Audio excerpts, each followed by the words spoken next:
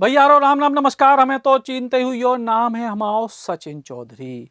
मध्य प्रदेश की विधानसभा में कल एक घटनाक्रम भाव और जो घटनाक्रम भाव उन्हें सबको हैरान कर दो और संग ही एक बड़ो सवाल उठन लगे है कि मध्य प्रदेश सरकार के मंत्री कैलाश विजयवर्गीय का वाकई अब इस स्थिति में है कि हर दिन वे अपने बयानों से पार्टी और सरकार के लाने समस्या पैदा कर रहे हैं। का कैलाश विजयवर्गीय के बुरे दिन चल रहे हैं या फिर वे ऐसे घटनाक्रम को अंजाम दे रहे हैं जिनसे सरकार और पार्टी दो ही मुश्किल में पड़ जाते हैं। विधानसभा में नेता प्रतिपक्ष उमंग सिंगार को औकात में रहने की चेतावनी दे दी कैलाश विजयवर्गीय ने और इसके बाद जम के हंगामा चले और कैलाश विजयवर्गीय पे कई सवाल खड़े भये और ये पूरी घटनाक्रम के हंगामे के बाद मुख्यमंत्री डॉक्टर मोहन यादव को माफी मांगने पड़ी सदन में, तब जाके सदन सुचारू रूप से चले। हम अगर थोड़ी अपनी भावनाओं पे कंट्रोल रखें तो बहुत अच्छे से सदन चलता है। इसीलिए मैंने उम्मीद की कि दोनों पक्ष की तरफ से भी, पक्ष और विपक्ष में, नेता प्रतिपक्ष और दल के नेता, ये अहम दायित्ववान पद है तो इसका बड़ा मन रखना चाहिए। मैंने इस बात को निर्भन करने का प्रयास किया। लेकिन इसके बाद भी कैलाश विजयवर्गीय के तेवर कम होते नहीं दिखाए और ये पूरे घटनाक्रम के बाद कैलाश विजयवर्गीय और उमंग सिंगार को क्या बहुत हो, जरा आप भी सुनो। सामान्य बात है और इसलिए बहुत सामान्य बात है। नेता प्रतिपक्ष जी कह रहे गुंडागर्दी नहीं चलेगा किसी के भी सदन में।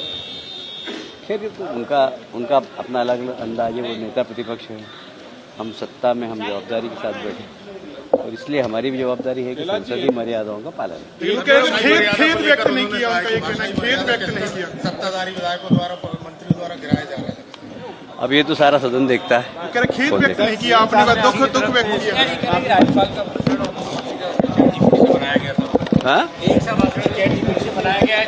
राज्यपाल, मुख्यमंत्री और कैसे भी तीनों का भाषण चैट जीपीटी से बना है। कोई बात नहीं है, कोई बात नहीं है। उनका बोलना फर्ज है, वो विपक्ष में है। बाकी सारी प्रदेश की जनता जानती है कि विकास हो रहा है।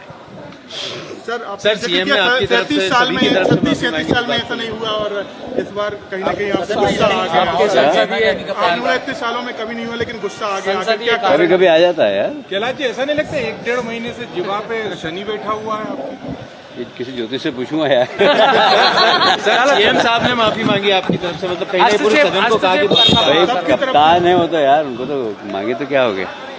जेल की गोली आपने बोला कि नेता प्रतिपक्ष जेल की उज्जैन में भांग बहुत अच्छे मिलते।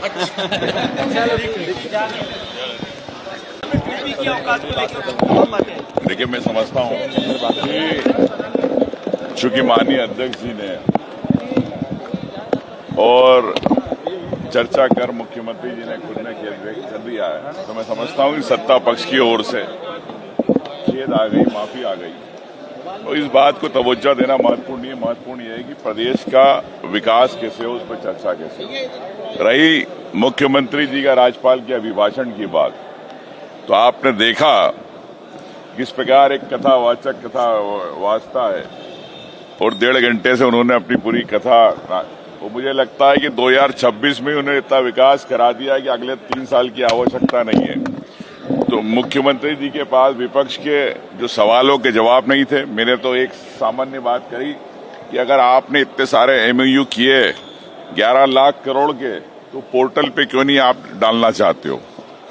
अगर आप किसानों की आय की बात करना चाहते हो कि हम दुगनी करेंगे, तो उसकी आपने जवाबदारी क्यों नहीं लेना चाहते हो? रही आपने नौकरियों के आंकड़े गिना दे कि हम इतनी नौकरियां देंगे, लेकिन कब होगी, कब उसकी समय सीमा रहेगी? मैं समझता हूं प्रदेश के युवाओं को स्पष्ट होना चाहिए। पिछड़ों की बात करी, आरक्षण की बात करी, जो होल्ड है, एक तरफ बोलते हैं हम परीक्षाएं में सबकी भर्ती कर रहे हैं परीक्षा लेके, और एक तरफ पिछड़ों की भर्ती नहीं कर पा रहे। मुख्यमंत्री जी उसमें कुछ नहीं कह पाए। तो मैं समझता हूं कि राज्यपाल के भाषण को उन्होंने सिर्फ अधिकारियों के द्वारा लिखा हुआ भाषण पढ़ा, चाहे वित्त मंत्री हो, चाहे राज्यपाल हो, चाहे मुख्यमंत्री, तीनों की कहानी एक थी। वो लगता है चैट जीपीटी से बनाया हुआ भाषण है तीनों को, लेकिन तीनों प्रदेश के साथ, हर वर्ग के साथ न्याय की बात नहीं कर पाए, ये आप साहब ने गुस्सा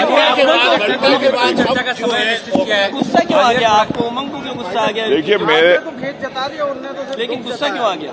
देखिए मैं समझता हूं कि आपने इतने सालों से मुझे जानते हैं कि मैं बगैर प्रमाण के कोई बात नहीं करता हूं। और मैं इतनी अडानी को लेके इनको इतनी मिर्ची क्यों लग रही है?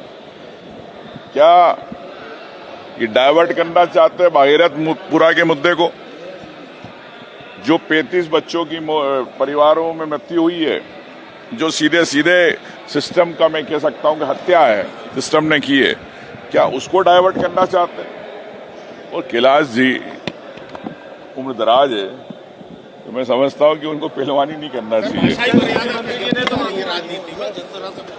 देखिए, आप इतने वरिष्ठ मंत्री अगर इस प्रकार की असंसदीय भाषा का प्रयोग करेंगे तो आप समझ सकते हो हालांकि अब भारतीय जनता पार्टी के तमाम विधायक भी एक तरीके से कैलाश विजयवर्गीय के लाने नसीहत सी देख नजर आ रहे और भारतीय जनता पार्टी के विधायक अभिलाष पांडे ने तो कैलाश विजयवर्गीय को छोटो बता दो। कैसे बताओ, आप भी सुनो।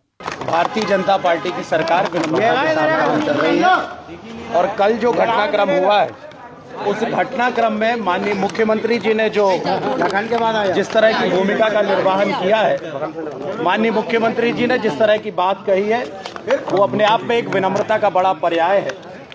मुख्यमंत्री जी ने एक बार फिर से इस बात को स्पष्ट किया है, मध्य प्रदेश के जननायक मुख्यमंत्री डॉक्टर मोहन यादव जी ने, कि एक बार जब घटना हुई कि भृगु ऋषि जब प्रवेश कर रहे थे तब उन्हें प्रवेश करने से रोका गया, लेकिन भृगु ऋषि ने जाकर विष्णु भगवान की छाती पर सीधे जब लात मारी, तब उठकर विष्णु भगवान ने कहा कि प्रभु आपको कोई तकलीफ तो नहीं हुई, पैर में चोट तो नहीं आई, चूंकि मेरी छाती वज्र की है।